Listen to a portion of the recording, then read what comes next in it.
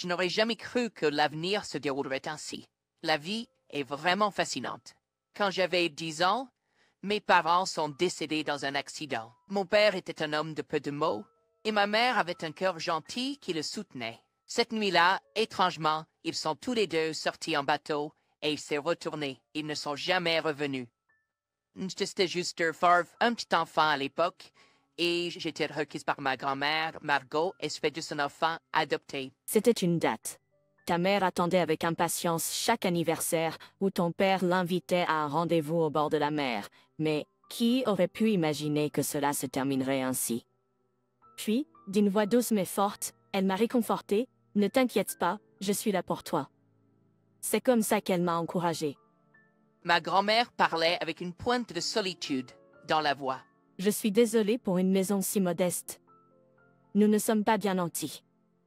Mais j'aimais tellement vivre avec ma grand-mère que cela ne m'a jamais dérangé, et je disais toujours, ça ne me dérange pas du tout. S'il te plaît, ne t'excuse pas, je faisais toujours de mots. Mieux pour ne pas quitter, et garder un sourire. Être pauvre ne m'a pas dérangé. J'étais déterminée à rendre ma grand-mère fière. Tant que j'avais ma chère grand-mère, qui était toujours là pour m'encourager, je me sentais capable de tout. Je ne serais pas vaincue. Cela seul m'a donné la confiance de continuer à vivre. J'ai étudié dur pour rendre ma grand-mère fière. Grâce à cela, mes notes se sont améliorées rapidement, et à la fin de la première année du collège, j'étais en tête de ma classe. Cela a attiré beaucoup d'attention à l'école, mais tout le monde ne l'a pas bien perçu. Écoute, j'ai entendu dire que tu vis avec ta pauvre grand-mère. C'est pour ça que tes vêtements sont toujours si usés, hein? Nathan a dit, et ses acolytes ont ri aux éclats. Mes vêtements sont des vêtements de seconde main d'un voisin qui a obtenu son diplôme, et il est vrai qu'ils ne sont peut-être pas les meilleurs, mais c'est quelque chose que ma grand-mère a obtenu en se humiliant et en demandant. Je ne pouvais pas supporter qu'il se moque d'un tel objet précieux, mais j'étais trop frustrée pour répondre. Les murs de notre maison sont minces, alors je ne voulais pas que ma grand-mère m'entende pleurer. Quand j'étais seule à la maison, je pleurais doucement. En gardant le silence, je craignais de m'enfoncer dans de plus mauvaises pensées, alors je m'occupais plus activement de ma grand-mère. Une fois par mois, je l'emmenais à la réunion des seniors qui avait lieu à proximité ou l'accompagnais chez le médecin. Elle avait de mauvaises jambes et avoir une personne pour la soutenir semblait l'aider. Elle disait toujours merci, mais j'étais trop gênée par moi. Même à l'adolescence Je l'ai entendu se moquer de moi. Alors je me suis retourné et je l'ai regardé droit dans les yeux. Je ne vois pas ce qu'il y a de drôle, Jules. J'ai dit d'une voix calme. Je n'ai pas laissé mes émotions prendre le dessus et j'ai parlé avec confiance. Jules a été surpris et a arrêté de rire. Il a détourné le regard et n'a plus jamais recommencé. Répondre correctement, j'ai juste souri timidement. Elle disait toujours merci, mais j'étais trop embarrassée par mon adolescence. Je ne pouvais jamais répondre correctement. Je souriais juste timidement. Mais ces mots m'ont toujours remonté le moral. Étant soudain devenu son adopté, j'avais toujours peur d'être un fardeau. Alors, pouvoir l'aider m'a fait un bien incroyable. J'ai étudié dans une école publique parce que les frais de scolarité étaient abordables.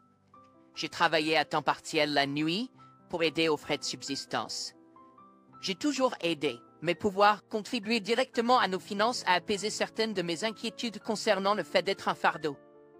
Bien sûr, je continuais mes études, je travaillais dur pour mes examens d'entrée à l'université, et j'ai été admis dans le premier choix à l'université nationale. J'ai reçu une bourse d'études, ce qui m'a permis d'étudier sans dette. Mes amis entendent beaucoup de fanfaronnades de ma part. Je leur dis toujours, mon petit-fils est le plus mignon et travaille si dur. Grand-mère me l'a dit avec tant de joie, encore et encore. Savoir qu'elle me louait même quand je n'étais pas là m'a rendu tellement heureux que je me suis lancé à fond dans mes études à l'université. J'ai adoré apprendre le français. En y réfléchissant, je me suis demandé ce que je pourrais en faire. C'est alors que le docteur que nous voyons souvent à l'hôpital a suggéré que je pourrais faire du bénévolat. C'était un petit boulot, interprété pour ceux qui en avaient besoin. Bien sûr, j'ai dit oui. Les jours étaient durs, mais je me souviens d'eux comme étant parmi les plus épanouissants que j'ai eus. Et puis, il a fallu trouver un emploi. J'ai postulé dans plusieurs entreprises, mais j'ai été rejeté après chaque entretien. C'est à ce moment-là, lors d'une foire à emploi, qu'une voix que je reconnaissais m'a appelé. Et c'est toi, Charlie? C'est ça? Je ne pouvais pas l'oublier. Nathan, le type antipathique de mes jours d'école élémentaire et du collège, se tenait juste devant moi. Pourquoi es-tu ici? Je fais aussi du recherche d'emploi. Je suis venu écouter. J'ai un intérêt pour cette industrie. Tu es aussi venu écouter, n'est-ce pas? Eh bien, je parie que l'entreprise qui m'engagera sera bien meilleure avec ce costume négligé que tu portes. Avec cette tenue de seconde main, je doute que tu réussisses n'importe où. Tu portes. Cela ressemble à un vêtement de seconde main. Je doute que tu puisses passer n'importe où. Tu ne sais pas ça. J'ai été capable de lui parler cette fois, quelque chose que je n'ai pas pu faire avant, mais il a juste dit « Regarde-toi en train de parler, tu es devenu plutôt audacieux. » Et a écarquillé les yeux sarcastiquement. Rien ne semblait avoir changé chez lui. Comme par hasard, je continuais à tomber sur Nathan au stand par la suite. Chaque fois était une expérience désagréable avec ses moqueries. À penser que je devrais encore endurer ça en tant qu'adulte. Faut mettre ça en pratique. En rentrant chez moi en étant frustré, Charlie? Qu'est-ce qui ne va pas? Tu as l'air abattu. Mamie était là pour m'accueillir avec un regard inquiet. Mamie était là pour m'accueillir avec un regard inquiet. Non, ce n'est rien. Je suis juste un peu fatigué après avoir écouté toutes les présentations de l'entreprise. J'ai réussi à sourire pour le cacher. C'est un ragoût de bœuf. Je l'ai eu à une réunion de seniors et c'était tellement bon. Je voulais que tu goûtes, alors je leur ai demandé la recette. Tu as toujours aimé ça depuis que tu étais petit. Manger quelque chose que tu aimes pourrait te remonter le moral. Tu manges trop vite de la malbouffe ces derniers temps, tu devrais avoir des repas faits maison de temps en temps. Peut-être parce que j'ai vécu avec mamie, j'ai toujours aimé la cuisine faite maison. Merci. Aujourd'hui, le repas avait l'air incroyablement délicieux. J'ai pris mon temps pour apprécier le goût d'un repas fait maison après si longtemps. Une fois que je quitterai cette maison, je ne pourrai peut-être plus profiter de ce genre de nourriture faite maison. Cette pensée m'est venue à l'esprit. Si je trouve un emploi, je prévois de vivre seul. D'une certaine manière, ces journées ordinaires me manqueront. Je me demandais ce que mamie ferait sans moi. Serais-je à l'aise tout seul? Ou peut-être se sentira-t-elle seule? Ses mauvaises jambes la rendent incapable de sortir, je me demande. Ça pourrait même devenir difficile pour elle d'assister aux réunions du club des seniors auxquelles elle se réjouit. Différentes pensées me traversaient l'esprit, et avant que je ne m'en rende compte, j'avais les larmes aux yeux. Qu'est-ce qui ne va pas, tu as l'air épuisé. Es-tu bien? Me rendant compte que j'avais causé de l'inquiétude, je lui ai répondu rapidement. Je vais bien maintenant. J'ai pu manger la cuisine de grand-mère après un long moment, ça m'a vraiment remonté le moral. Il n'y a rien de mieux que la nourriture faite maison. J'ai été tellement occupé récemment, je me contente souvent de grignoter de la nourriture rapide, mais je m'assurerai que nous prenions des repas ensemble comme celui-ci plus souvent. Est-ce que je peux te demander de faire du ragoût à nouveau un de ces jours? En l'entendant, Garrett Peirce semblait un peu soulagé. Bien sûr. Rien ne me rend plus heureuse que de vous voir apprécier ma nourriture. Prends soin de toi et continue comme ça. Grâce à la gentillesse de grand-mère, je me suis senti un peu mieux. La recherche d'emploi s'est poursuivie, avec des entretiens, jour après jour, et j'ai souvent croisé Nathan. Il serait toujours Scovings Astovers, mais j'ai essayé de ne pas me laisser déranger.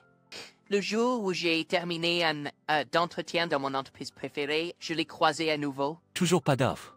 C'est misérable. Toujours chez ta pauvre grand-mère? Même avec elle, elle ne doit pas être d'une grande aide, elle ne fait que manger ton argent. Je pensais qu'il était dans le même bateau que la recherche d'emploi, mais je ne voulais pas m'engager dans une dispute inutile, alors j'ai décidé de partir, sans un mot. Toujours chez ta pauvre grand-mère? Même avec elle, elle ne doit pas être d'une grande aide, elle ne fait que manger ton argent. C'était trop pour moi de l'endurer. Arrête ça. C'est elle qui m'a élevé. Il n'y a aucun moyen que je pense d'elle de cette façon. J'ai haussé la voix, quelque chose que je fais rarement, et Nathan a semblé surpris pendant un moment. Mais au revoir 5 et continué. Viens-y, avoue-le. Au fond de toi, tu dois penser qu'elle est une charge. J'étais secoué de colère. Eh bien, de toute façon, Tu vas rater cet entretien d'aujourd'hui, et je vais réussir. Ton costume a l'air beau marché, et tu manques de charme réel. Aucune entreprise décente ne te prendrait. Tu ferais mieux de tondre la pelouse. Cela te conviendrait, toi et ta pauvre grand-mère. Alors que Kyle faisait sa déclaration, une voix a soudainement contesté. C'est vraiment ce que vous croyez? Depuis l'arrière-salle de l'entrevue, un homme âgé vêtu d'un costume noir est sorti. Il avait l'air dans la soixantaine avec des cheveux gris. Ah, vous êtes. C'est vrai. Je me souviens maintenant, ce visage, je l'ai vu sur le site web de l'entreprise. Il était le PDG de l'entreprise. J'ai entendu toute la conversation. Vous semblez vous moquer légèrement de la vieille dame, hein? Non, je veux dire Kyle, vous n'êtes pas embauché. Charlie, vous êtes embauché. Est-ce parce que j'ai mal parlé de Charlie? Kyle avait l'air de pleurer. C'est plus une question de compétence. Les universités que vous avez fréquentées étaient presque au même niveau. Cependant, Charlie peut parler français avancé et a même de l'expérience en tant qu'interprète médical, bien qu'il s'agisse d'un bénévolat. Notre entreprise recherche actuellement quelqu'un qui peut faire de l'interprétation médicale, et Charlie correspond parfaitement. En revanche, Kyle, il semble que vous ayez une qualification française, mais c'est juste pour les tests. Parlez-vous vraiment français? Nous avons beaucoup de gens qui parlent français. À moins que vous ne connaissiez des choses sur les médicaments ou les produits pharmaceutiques. Pour être honnête, ce sera difficile. C'est pourquoi, tout simplement, vous ne vous démarquez pas. Désolé, mais vous devrez chercher ailleurs. Ayant entendu cela directement du PDG, Kyle s'est affaissé sur le sol. Pierre, j'aimerais vraiment que vous brilliez avec nous. Oui? Merci beaucoup. J'ai ressenti une récompense pour tout mon dur labeur et j'étais heureux.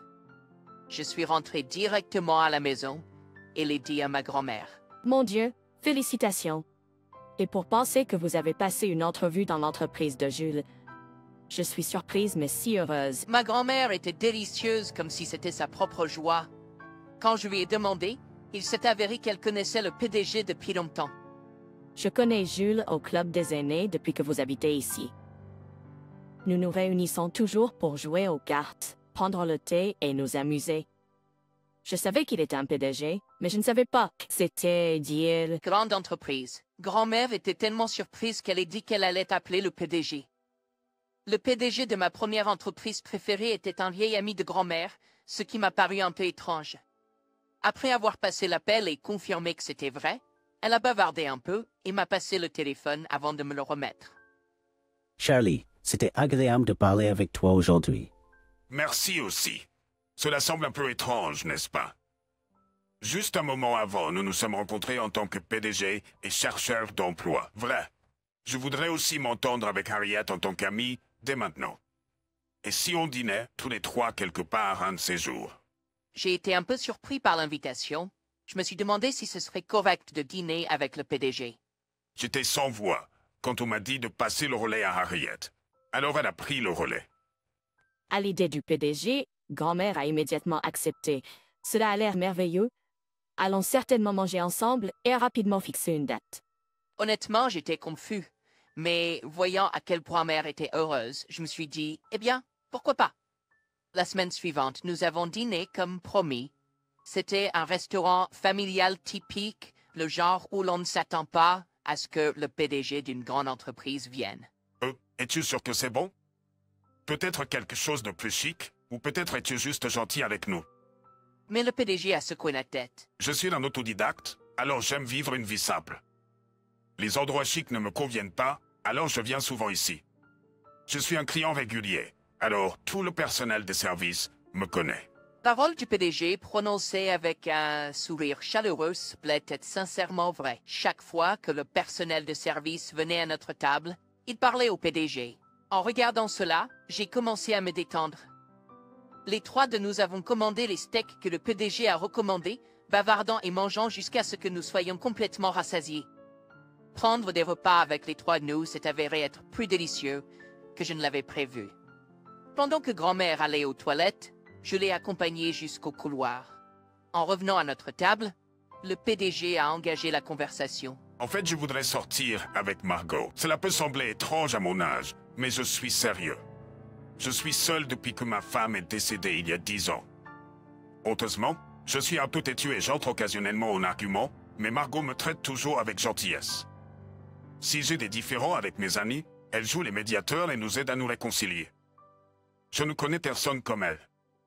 Alors, si j'ai votre bénédiction, Pierre, comme un fils pour moi, j'aimerais avouer mes sentiments. Qu'en pensez-vous? J'ai souri doucement et hoché la tête face au PDG nerveux. Bien sûr, j'en suis ravi.